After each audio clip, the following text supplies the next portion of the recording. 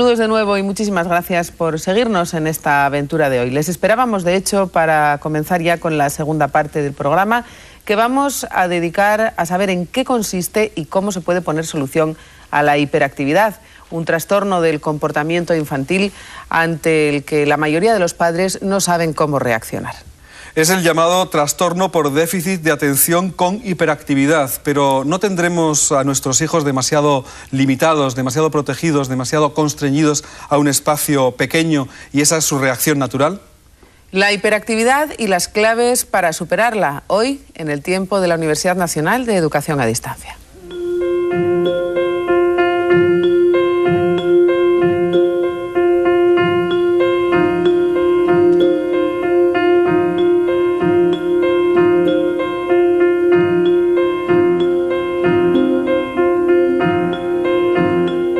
En su uso popular, el término hiperactivo se utiliza para referirse a niños que presentan una actividad motriz por encima de lo normal. Esto ha determinado que se asocia al niño hiperactivo con un niño malcriado, travieso o con graves problemas de conducta. Sin embargo, cuando los profesionales utilizan este término, se refieren a una sintomatología específica, al déficit de atención con hiperactividad, que poco tiene que ver con el niño travieso o malcriado y que solo en algunos casos puede ser asociado a problemas de conducta. El trastorno por déficit de atención con hiperactividad, el gran desconocido de la psicopatología infantil en España hasta hace bien poco, se ha convertido hoy, en parte por la labor titánica de las asociaciones que aúnan a los padres de estos niños, en un trastorno de moda. Esta circunstancia tiene un aspecto positivo, y es que al conocerse más este trastorno, a muchos niños que sufren el problema se les puede abrir una puerta de esperanza hacia un futuro escolar con menos escollos y con más oportunidades. Aunque también los especialistas señalan el riesgo de que, como ha sucedido con otros trastornos, se utilice esta denominación como un cajón desastre que englobe a todos los niños que muestran dificultades de autocontrol o disciplina. El déficit de atención con hiperactividad es un trastorno en principio sencillo, no es uno de los trastornos de la psicopatología infantil que en principio sea más grave. Tiene 3 síntomas básicos: el déficit de atención, la hiperactividad y la impulsividad. Pero el problema es los trastornos secundarios que generan estos síntomas. El déficit de atención, la hiperactividad y la impulsividad son absolutamente contraindicados para estar en un colegio. El niño tiene más problemas de comportamiento porque no se ajusta a las normas de la clase, tiene dificultades para terminar las tareas, se distrae cuando el profesor está explicando, acaba perdiendo base académica y acaba teniendo ciertos problemas de autoestima porque no se ajusta a las exigencias del colegio. El niño que padece el déficit de atención con hiperactividad suele experimentar frustraciones y baja autoestima debido a las experiencias que vive a diario. Y en lugar de ser tenaz frente a los innumerables problemas a los que se enfrenta, huye de la responsabilidad, intentando de esa manera evitar futuras frustraciones. Un niño que tiene déficit de atención con hiperactividad, que es más impulsivo, que tiene más problemas de autocontrol, que tiene más dificultades para concentrarse y rendir bien en el colegio, con frecuencia fracasa escolarmente. Y tenemos que tener en cuenta que el colegio es la primera muestra de valía social que tiene un niño, por lo tanto, su autoestima empieza a verse comprometida. No se debe ser determinista en cuanto a las consecuencias que genera este trastorno, pues un buen diagnóstico y un posterior tratamiento pueden evitar consecuencias que se expresan en la adolescencia y en el adulto no tratado. Es que el déficit de atención con hiperactividad tiene un efecto de bola de nieve, de tal forma que una sintomatología de base simple puede con el tiempo tener graves secuelas.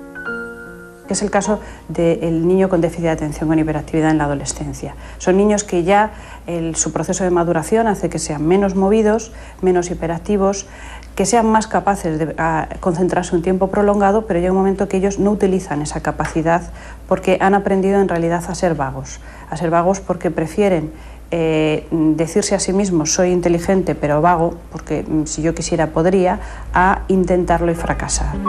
De no realizar un adecuado tratamiento desde niño, los problemas persistirán en el adulto.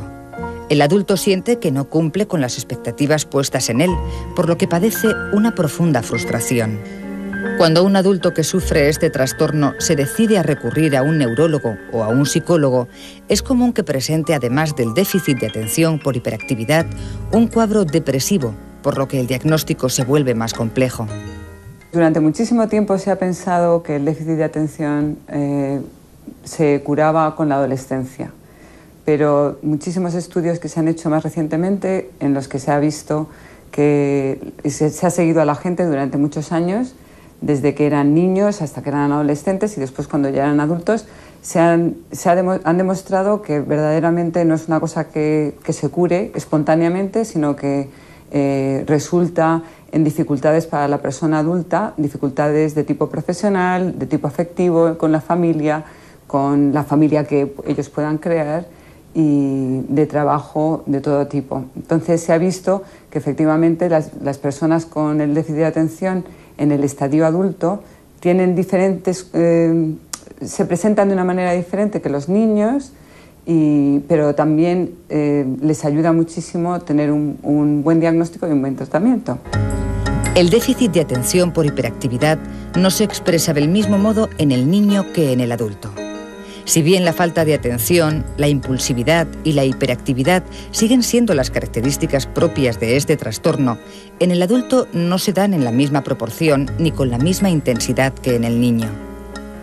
Sin embargo, el adulto, que incluso si ha sido hiperactivo cuando era niño, cuando es adulto suele tender a tener una cierta inquietud interna, pero que no lo traduce en comportamientos motores que no se pueden parar.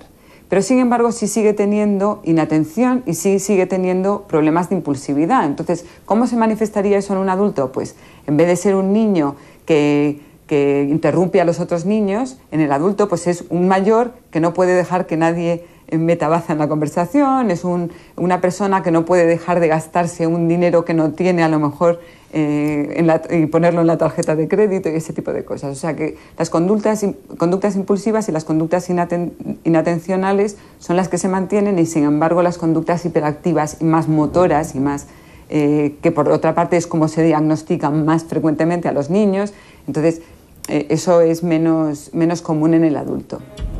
Una de las características de este trastorno está relacionada con la agresividad, la impulsividad y la violencia adjudicada a los niños que padecen el déficit de atención por hiperactividad. Pero estos niños no siempre son agresivos.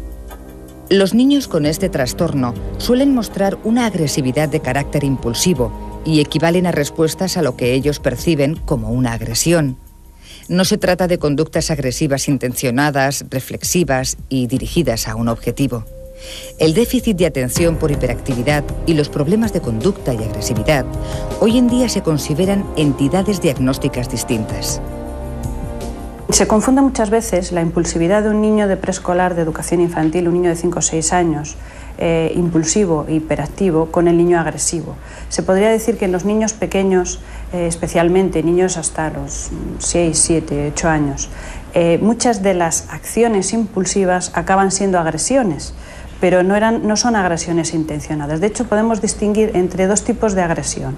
La agresión que se conoce en la calle, el niño que agrede, la agresión proactiva, es la del niño que agrede deliberadamente para obtener un beneficio, para conseguir un juguete, para conseguir poder. Esta agresión es deliberada y planificada. Sin embargo, lo que se llama agresividad reactiva es el niño que no inicia deliberadamente una agresión, sino que responde de forma agresiva a situaciones que realmente no deberían de motivar una agresión. Un paso fundamental hacia el tratamiento del déficit de atención por hiperactividad es el diagnóstico previo.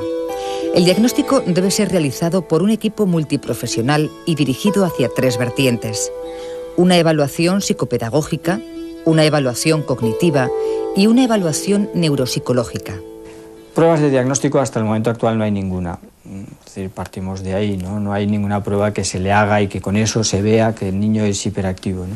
El diagnóstico es siempre un diagnóstico, al menos hasta la fecha, es un diagnóstico clínico, es decir, de observación del niño, de recogida de una serie de datos de conducta de ese niño y, bueno, pues el conjunto de esos datos, pues si cumplen los criterios que son también clínicos, pues podríamos decir que nos permite diagnosticar la hiperactividad.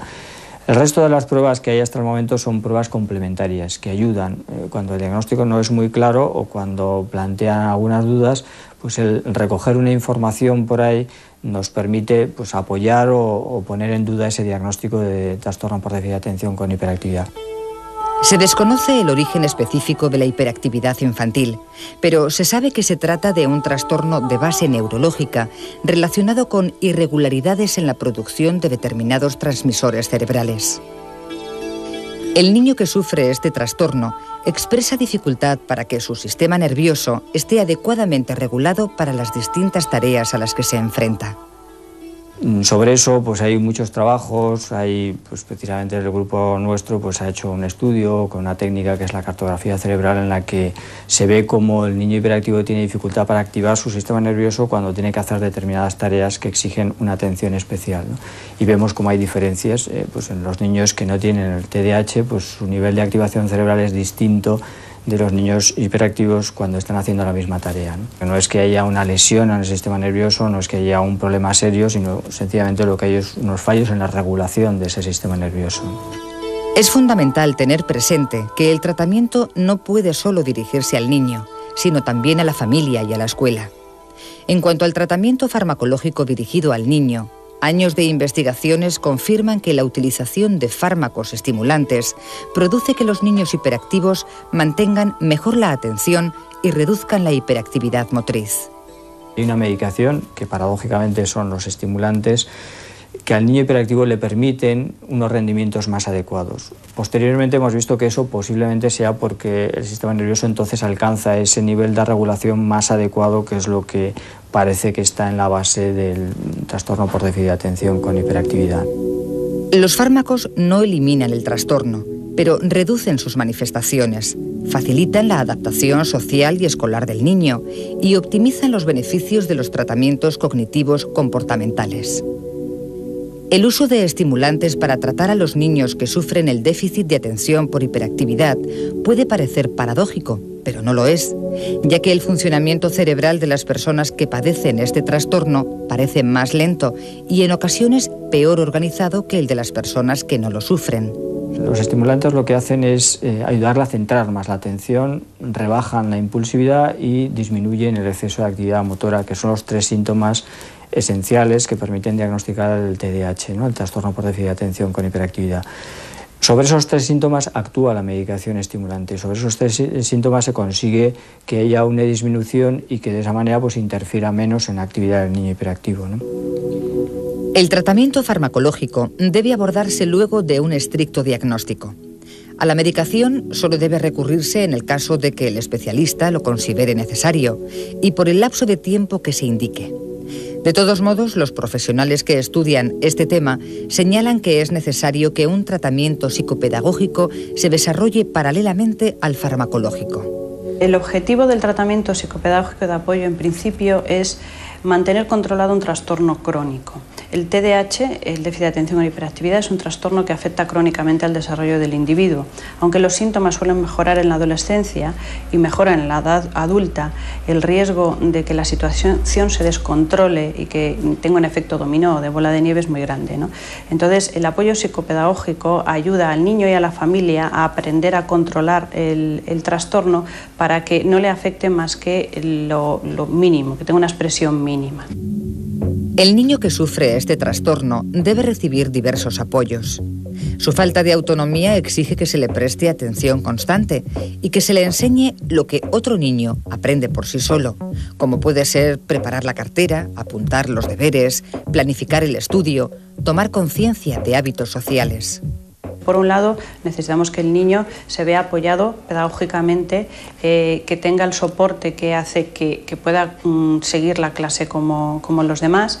Además, necesita una serie de técnicas de entrenamiento en solución de problemas cognitivos, de solución de problemas sociales, de estrategias de relación con los demás y una serie de estrategias que le ayuden a tener un pensamiento más reflexivo.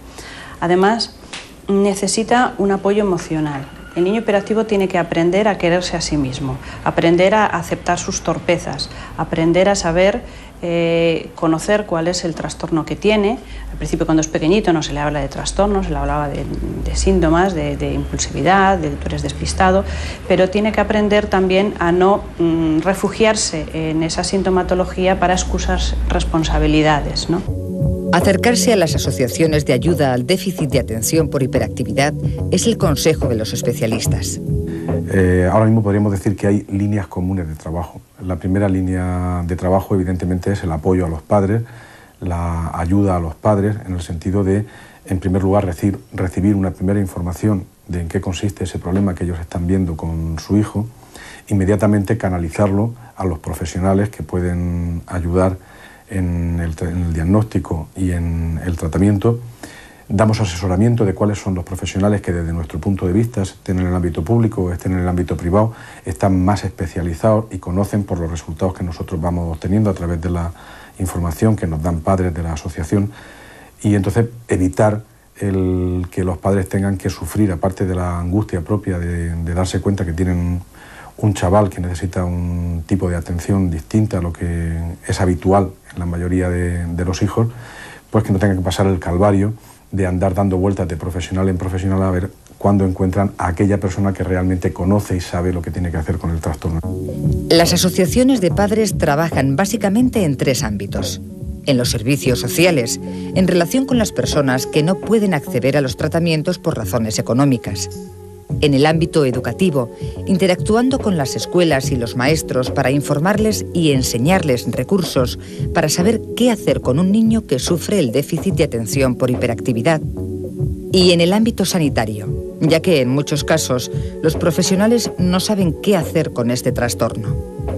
Una familia que tiene un problema de este tipo debe tener en cuenta que el tratamiento de su hijo debe encaminarse, por un lado, hay una parte de tratamiento para él, que consistiría, por una parte, en un apoyo farmacológico en la medida que sea necesario, pues con épocas de descanso, con épocas en las que se suspende, con un tratamiento continuado si el niño lo necesita. Necesita también un tratamiento individual para él, para que aprenda a una serie de técnicas cognitivas y comportamentales que le ayudan a autocontrolarse más, a aceptar su problema y a amortiguar los efectos de la sintomatología que tiene, un apoyo escolar para no perder base académica, y por otro lado la familia necesita también un mayor entrenamiento en técnicas de control de conducta. Es muy importante que los padres reciban apoyo emocional de asociaciones de padres de niños hiperactivos que trabajan en colaboración con los profesionales y que además aprendan una serie de técnicas de control de conducta. El debate sobre este trastorno concierne más al especialista que al maestro, cuya labor principal será la de cargarse de recursos para enfrentarse a conductas concretas de sus alumnos. El tratamiento debe dirigirse no solo al niño, no solo a la familia, sino también a la escuela, porque los profesores tienen el mismo problema que los padres. Son niños que no se ajustan a los patrones educativos normales, son niños que no parecen responder a los premios y a los castigos tan frecuentemente, son niños que necesitan, incluso siendo mayores, una supervisión muy cercana, muy constante, necesitan un apoyo emocional porque tienen mucha inmadurez emocional, ¿no? Así que deben de aprender a conocer este trastorno y deben de aprender a cómo valorarlo. En esos 3 enfoques, la familia, el niño y la escuela, es en donde tiene que marcarse el tratamiento del niño hiperactivo. El tratamiento incluye diversos aspectos. En cuanto al niño, este debe recibir un tratamiento cognitivo-comportamental, un entrenamiento educativo y, de ser necesario, debe recibir un apoyo farmacológico. En relación con los profesores, es imprescindible un asesoramiento educativo. Y en relación con los padres, es vital un apoyo emocional, que bien lo pueden aportar las asociaciones de padres. El camino es compartir con otros padres que sufren la misma problemática, compartir la angustia que indudablemente supone, sentirnos apoyados los unos con los otros y, desde luego, desarrollar la creatividad que todos tenemos que estar desarrollando en relación con nuestros hijos. No está escrito definitivamente qué es lo que hay que hacer con un niño. Las bases del tratamiento hoy por hoy están claras. Es lógico que se debe actuar sobre el niño, pero también se debe actuar en la familia y en la escuela. Cuanto más se conozca el déficit de atención por hiperactividad, la sociedad más lo va a asumir. De esta manera, se comprenderá que las personas que padecen este trastorno tienen actitudes y respuestas distintas, pero que es perfectamente posible que ese funcionamiento distinto de estas personas se integre perfectamente en la sociedad.